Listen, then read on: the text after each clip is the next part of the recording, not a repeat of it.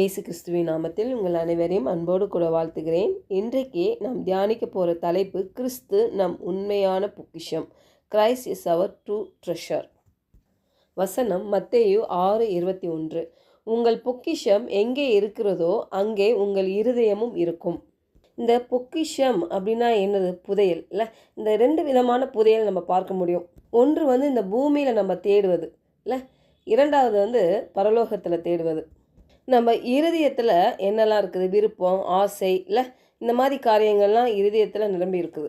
அப்போது நம்ம எந்த புதையலை நம்ம தேடுறோமோ அதில் தான் நம்ம இருதயம் இருக்கும் என்று இந்த வசனத்தில் நம்ம பார்க்குறோம்.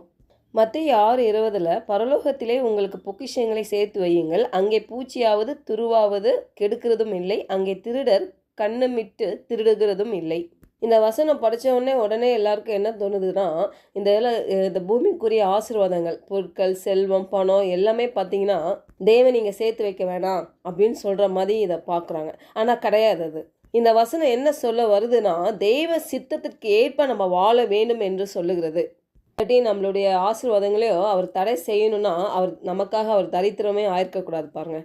அதனால் அதை பற்றி அதை சொல்லலை. நம்ம இருதயம் எதை தேட வேண்டும் என்று தான் இங்கே நம்ம பார்க்குறோம்.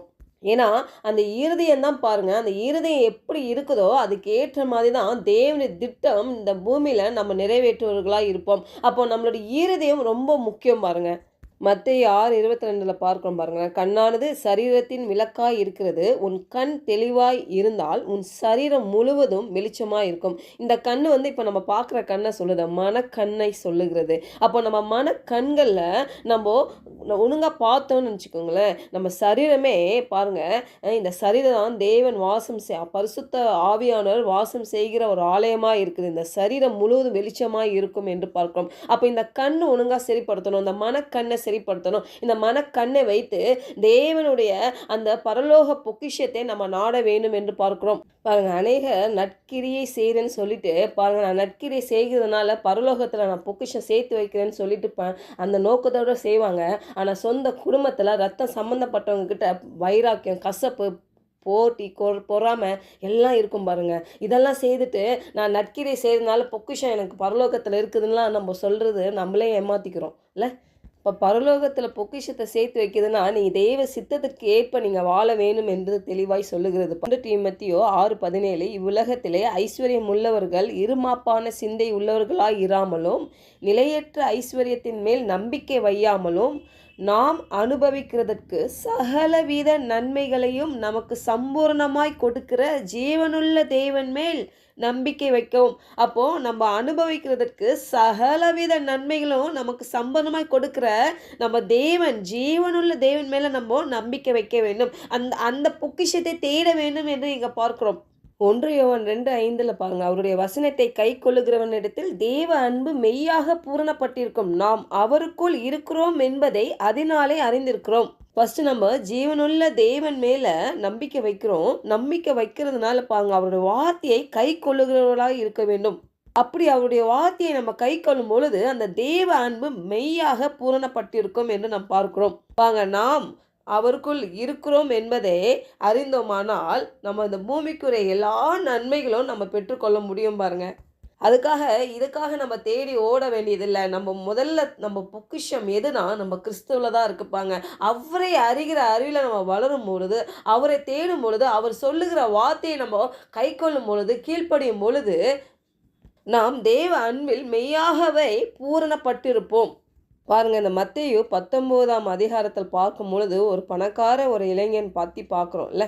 அவன் கடவுள்கிட்ட சொல்கிறாங்க, நித்திய ஜீவனை அடைவதற்கு நான் என்ன நன்மை செய்ய வேணும்னு கேட்கும் பொழுது அவர் சொல்கிறாருப்பாங்க, இயேசு கிறிஸ்து, நீ கற்பனைகள்லாம் நீ கை கொள்ளு அப்படின்னு. அதுக்கு அவன் சொல்கிறான், நான் சிறு வயதுலேருந்து அதெல்லாம் நான் செய்கிறேனே, வேறு என்ன இருக்கிற என்கிட்ட குறைவு?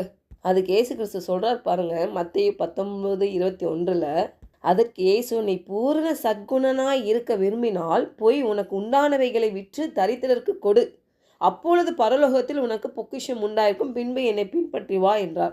பாருங்க, நம்மில் அநேகர் இப்படி தான் இருக்கிறோம். பூரண சத்குணராய் இருக்க நம்ம விரும்பி என்ன பண்ணுறோம்? நம்ம சுயமாய் செய்து பரலோகத்தில் பொக்கிஷத்தை நம்ம சேர்க்க வேண்டும் என்று நம்ம சுயமான காரியங்களில் ஈடுபட்டு கொண்டிருக்கிறோம். நம்ம அநேக காரியங்கள் நம்ம செய்கிறதுனால நம்ம கரெக்டுன்னு நினச்சிட்டு இருக்கோம். இதுதான் பிசாசு நம்மளை வஞ்சிக்கிறான் பாருங்க.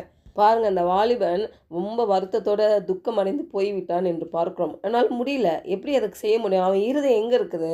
இந்த மெட்டீரியலிசம்ல இருக்குது. அவன் அவன் இருதயம் முதல்ல தேவன்கிட்டே இல்ல. இல்ல, அவன் பொக்கிஷம் ஏதோ அவன் பார்க்குறான். உலகத்துக்குரியதா பார்க்குறான் தவிர, அந்த கிறிஸ்துவ அவன் பார்க்கல. ஆனா அதே பார்த்தீங்கன்னா, மரியா லூக்கா 10ஆம் அதிகாரம் 38லேருந்து 42ல நீங்க படிக்கும்பொழுது தெரியும் பாருங்க. மாத்தா, மரியா 2 பேர் இருக்கிறாங்க.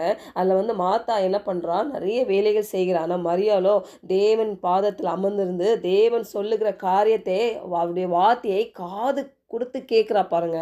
இயேசு கிறிஸ்து சொல்றார் பாருங்க, மரியா என்னை விட்டு எடுபடாத நல்ல பங்கை தெரிந்து கொண்டாள் என்று சொல்லுகிறார். அதே மாதிரி அதுதான் தேவன் நம்ம கிட்ட இடைப்படுகிறார் பாருங்க. நம்ம இருதயம் பாருங்க, எந்த பொக்கிஷத்தை தேடுவோம், கிறிஸ்து என்ற அந்த பொக்கிஷத்தை நம்ம தேடும் பொழுது தேவன் நம்ம இருதயத்தில் அவர் வார்த்தையை நம்ம நிரப்பும் பொழுது, அந்த வார்த்தையின்படி நம்ம நடக்கும் பொழுது, அதுக்கு கீழ்ப்படையும் பொழுது தேவனுடைய திட்டம் உங்க வாழ்க்கையில என் வாழ்க்கையில என்ன இருக்கோ அது பரிசுத்த ஆவியானவர் மூலியமாய் நடத்த அவர் வல்லவராய் இருக்கிறார். அதுதான் அவருடைய சித்தமா இருக்குது.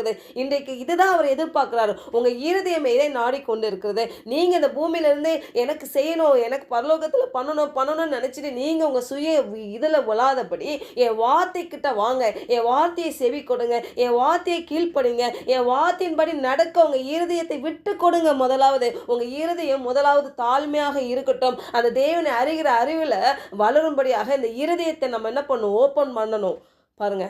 இதே மரியா பாருங்க, யோவான் 12ஆம் அதிகாரத்தில் பார்த்தீங்கன்னா, விலையேற பெற்ற கலங்கமில்லாத நலதம் என்னும் தைலத்தினால் பாருங்க அவ என்ன பண்றா, இயேசு கிறிஸ்துவின் பாதங்களில் பூசி தன் தலைமயிரால் அவருடைய பாதங்களை துடைத்தாள்.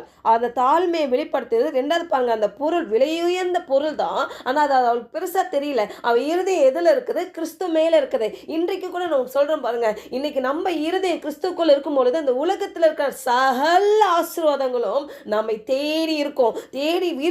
அது நம்ம கண்ணுக்கு பெருசாவே தெரியாது, ஆனா நம்ம அனுபவிப்போம். ஏன்னா அவருடைய பிள்ளைகளாகிய நாம் நம்முடைய தரித்திரத்தை அவர் சிலுவையில் ஏற்றுக்கொண்டபடியால் பாருங்க, அவருடைய ஐஸ்வர்யத்தின்படி நம்மளை நிரப்புகிற தேவன் இன்றைக்கு நம்ம இருதயம் எப்படி இருக்குன்னா, நான் கொடுத்த அந்த ஐஸ்வர்யத்து மேல இல்லாதபடி இந்த பொக்கிஷமாகி அந்த இயேசு கிறிஸ்துல நீ இருக்கும் பொழுது பாருங்க, இந்த மரியாள் எப்படி பண்ணாலோ அதே மாதிரி நம்ம பண்ணுவோம் பாருங்க. அவளுக்கு ஒன்று தெரிஞ்சிச்சு, என் பொக்கிஷம் இவர் தான் என்று தெரிஞ்சிச்சு. இன்றைக்கு நம்ம பொக்கிஷமும் இயேசு கிறிஸ்து தான் பாருங்க. ஜெபிக்கலாம். பரலோக தகப்பனே, இந்த காலை வேளையில் எங்களோடு நீர் இடைப்பட்டதுக்காக உமக்கு ஸ்தோத்திரம் ஆண்டவரே. எங்கள் பொக்கிஷம் ஆண்டவரே, அப்போ அந்த கிறிஸ்துவில் இருக்கும்படியாக ஆண்டவரே நாங்கள் விசுவாசிக்கிறோம் ஆண்டவரே. அந்த கிறிஸ்துவில் நாங்கள் இருக்கிறதுக்கு ஆண்டவரே, அப்போ எங்கள் இருதயம் அந்த மன கண்கள் ஆண்டவரை திறக்கும்படியாகவும் உங்களுடைய வார்த்தையில் எங்கள் கண்களை பதித்து உங்கள் வார்த்தையின்படி நடக்கவும் எங்களை விட்டு கொடுக்குறோம் ஆவியானவரே. எங்கள் மூலியமாக ஆண்டவரே, அப்போ அந்த பரலோக திட்டம் என்ன இருக்குதோ அதை இந்த பூலோகத்தில் ஆண்டவரே அந்த தேவ திட்டம் நிறைவேற்றும்படியான ஆண்டவரே அதுக்கேற்ற வல்லமையும் பலனும் ஜீவனும் எங்களுக்கு பரிசுத்த ஆவியானவர் மூலமா எங்களுக்கு கொடுக்கும்படி இயேசுவின் நாமத்தினாலே ஜெபிக்கிறோம் நல்ல பிதாவே, ஆமென்.